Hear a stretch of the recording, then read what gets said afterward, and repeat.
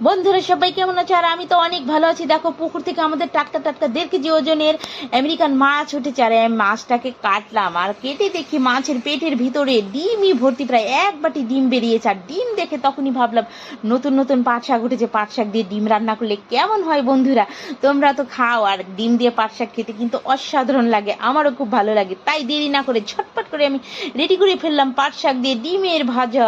আর পাট শাকটাকে বেছে নিয়েছি সুন্দর করে, আর ডিমটাকে ম্যারিনেট করব নুন হলুদ দিয়ে। দেখো ম্যারিনেট করা হয়ে গেছে।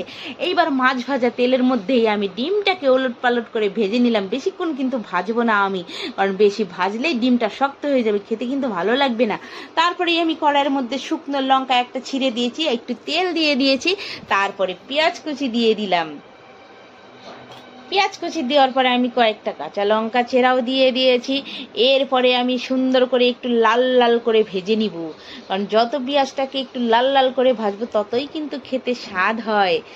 তারপরে একটু আমি হলুদ গুঁড়ি দিয়ে দিব কালারের জন্য, কারণ হলুদ গুঁড়ি একটুখানি দিব, বেশি দিব না। শাকে দিলেও হয়, না দিলেও হয়, আমি একটু দেবো, তাও একটু সৌন্দর্যের জন্য।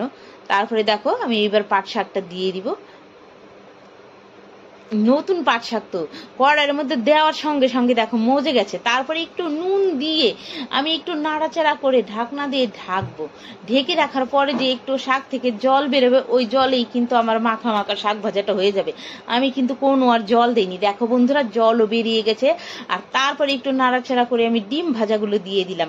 ডিম ভাজা দেওয়ার পরে আবারও একটু ভালো করে নেড়ে চেড়ে নেব। দেখো কি সুন্দর হয়েছে না আমার পাট শাক ভাজা দিয়ে। এইরকম পাট শাক ডিম দিয়ে ভাজা এক থালা ভাত খেয়ে নেওয়া যায়।